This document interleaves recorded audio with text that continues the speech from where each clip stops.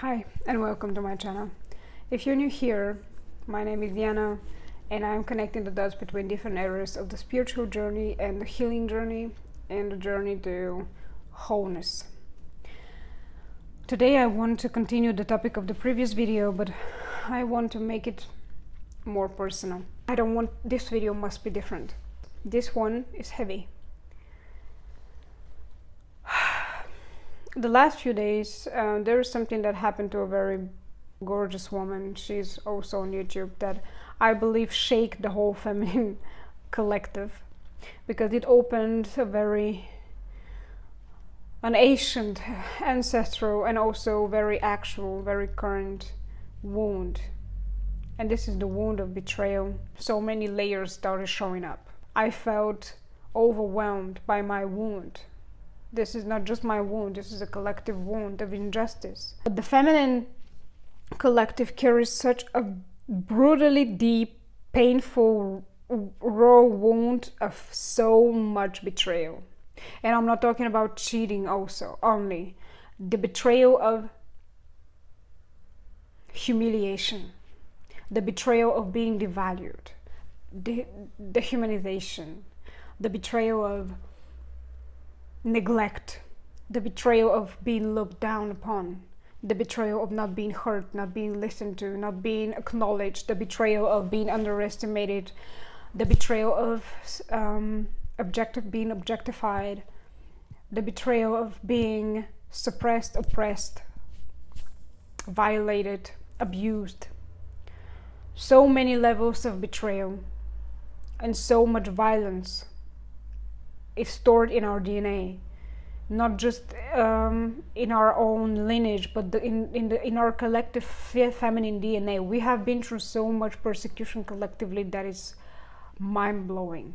We are just coming back to the rise of the divine feminine, and there's so much rotten flesh in this wound that needs to be cleared out, because it's not just that system is not just external, it's internalized. We are still in the process of healing, and we need to be very patient with each other, but at the same time making the necessary effort, the internal work. I have been betrayed by a lot of people in my life, but they were also mostly women. And again, we are all getting triggered sometimes. There is nothing wrong with that. This is a part of who we are. It's really hard for me to make this video. Now, after so much healing, this was what I wanted to talk about also in this video, because now I could feel that my body rejects that loop. My body is telling to me, we have done so much healing. The work that you have been doing and you have done was not just for you to go back to the same cycle. And this is not just about this wound. This is about all kinds of cycles and loops that you have in your life, and spirals. When you reach a certain point and you feel these big emotions and these triggers that are like they're like a ball of energy. You can imagine it like a spiral, and on these levels there is this ball of energy that needs to be overcome.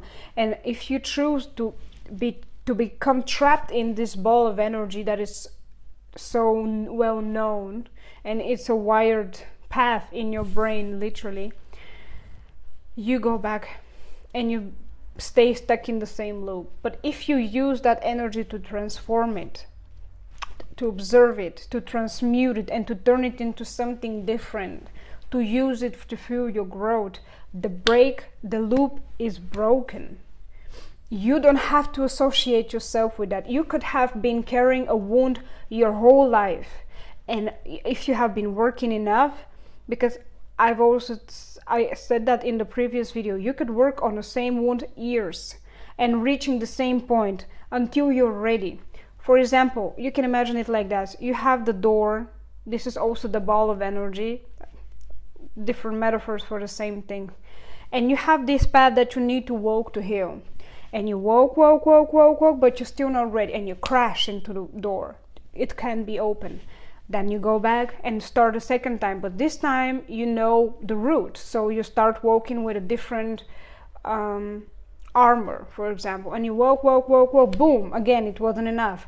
Now you're starting to gather tools to open that door, and you walk, oops, wrong key. Now you go back, you try with another key, walk, and you do that so many times. And on every walk, on every little journey back and forth, you learn something, you upgrade, you know that door's a lot better than the first time. You know the path so well. You know why you were walking that path. You know why the door is where it is. You know how many times you have been there. You know the path. You know the loop. You know the cycle. And one day, after so many ways, so many times of going back and forth, you have the whole equipment, the full equipment, and suddenly the door opens. Because you have been doing this work, but this can take years. I felt that this time the door opened for me, and I could feel, and I still feel my body telling me it's time to go. Before, women were forced. They had no choice. They had no freedom. They had no voice. They had no choice, and they had to stay in circumstances that made them victims, that made them a prey. They were stuck. This is generational. For centuries, this has been a fact. This burden had been given to us women collectively. And now we, for the first time, have the choice to say no. I come first. And unfortunately, when you start choosing yourself, there is a lot of shame that comes from the family. I have been told by a woman from my family, it makes me angry that you're so confident. And I was like, wow, at least you're honest with me. But it's not that they don't want you to be confident or they don't love you, even though there are all kinds of families. Sometimes family are the enemies. But in many other cases, these women, and sometimes also the men in your family, they don't hate you, but they are deeply triggered. You are the first one to break this cycle. You are the first one to know their worth and to have the freedom to choose it. They don't realize it at this point that you're doing it also for them, that you are also healing them and all the women that come after you and your children, because this is my point of view, that if enough mothers take care of boys with so much love, dedication, and they teach them about the divine feminine, they could never grow into abusers. They are never going to grow up lustful and being so broken inside if they know the love of a woman, the first woman, the mother. This is why we collectively have fought, and it's not something that one person can break. It's very, very, very deeply embedded in our collective subconsciousness. I feel that we are the first women to grow, that have the chance to grow, the first generation of women. Because as I already said in the previous video, a lot of the women nowadays, and older women as well, they remain maiden till their death. They don't grow up, they don't become women, and they never become crone. They have no real wisdom. They have no real feminine wisdom. They might have learned lessons from life, but they don't have that feminine wisdom that we need to be taught. We are restoring it piece by piece from our DNA, especially, again, the spiritual gifted women. We need to get that information from generations back. Our direct ancestors don't have that wisdom. It's been lost. To work with the root, because this is a part of the root chakra. The root chakra is related to the ancestors for a reason. And again, as I mentioned in one video, the root chakra is also related to the number 4, and number 4 in astrology is related to the family, to the ancestral line. So it's not a coincidence that you were born a woman in this lifetime. I wanted to go back to that wound again, of reopening that rage, that feeling of, I want to burn this down, this world.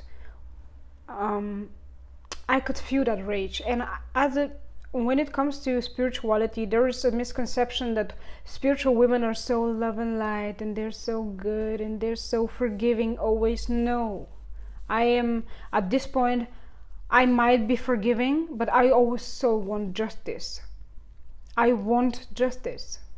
And I will not leave you without consequences. I used to leave everyone without consequences, and that is another part of the feminine wound, of the helplessness wound of the feminine. That what can I do? Oh, you can do a lot. Women don't realize how powerful they are with just their energy alone. You don't have to do something in the physical. Your energy could call divine justice on anybody.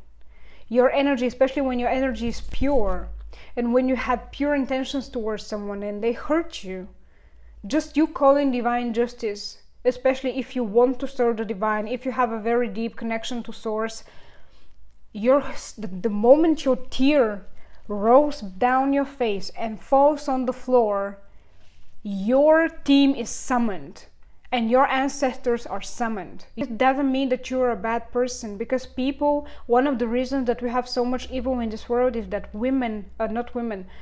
people do things and have no consequences. This is one of the reasons that they believe that they can go unnoticed. The most important connection, the most important protection in your life is your connection to source. If someone wants to hurt you, if someone is ingenuine, insincere with you, you will know. Your intuition will tell you. Your dreams will tell you. You will feel it in their words. And if you're clairaudient or clairvoyant or all of the clairs, you will find a way to know. What I'm trying to do here in this channel, I can share with you a lot of knowledge that I've read, even when I've practiced. But what I want to give you, what I want to give to you is the safe space to open these wounds for yourself by being vulnerable myself. Because I can come here and give you all of the knowledge and be blah blah blah blah blah blah, this you can do, this you can do, that you can do, and it feels so performative. What I want to give you is the safe space of knowing that you don't have to be perfect on this journey. We all have this shame. We all have these wounds. We are on planet Earth, we are connected. We all have this urge to compete with each other.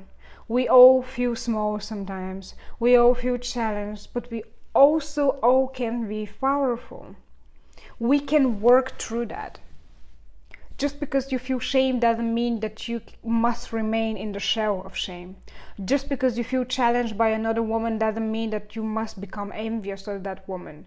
You can use her as an inspiration to look within you, to know what inside of you needs to be expressed. Because jealousy is a lot of times just you wanting something or wanting to be like someone, because that's already inside of you and has meaning for you.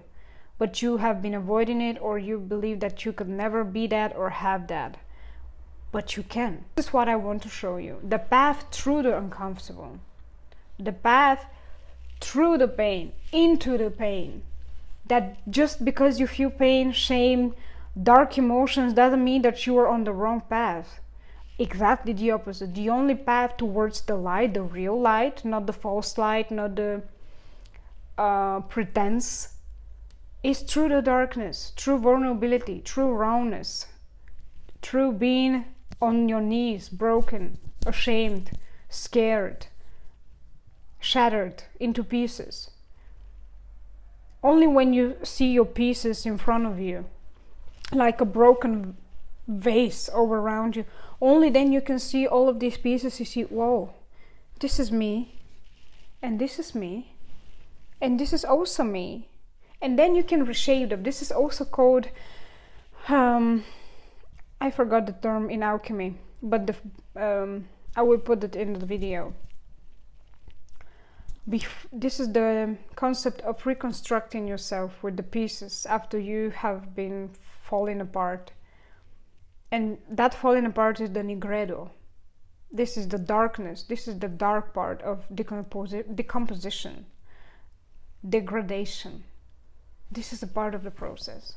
It's uncomfortable, it's scary to be vulnerable, especially online, but it's necessary. And this is why a calling requires a lot from you. You must be ready to follow the path, no matter how scary and challenging it might be sometimes. And one last thing that I wanted to say. This is my last day in this country, in this home, in this timeline, in this life.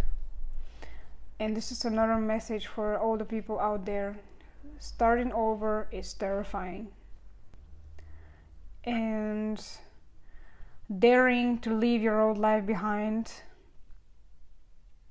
always, and taking the risk, always has a lot of benefits because you grow. This is for today, and I hope that this video serves you to feel safer with yourself, to break down. I hope to see you next time.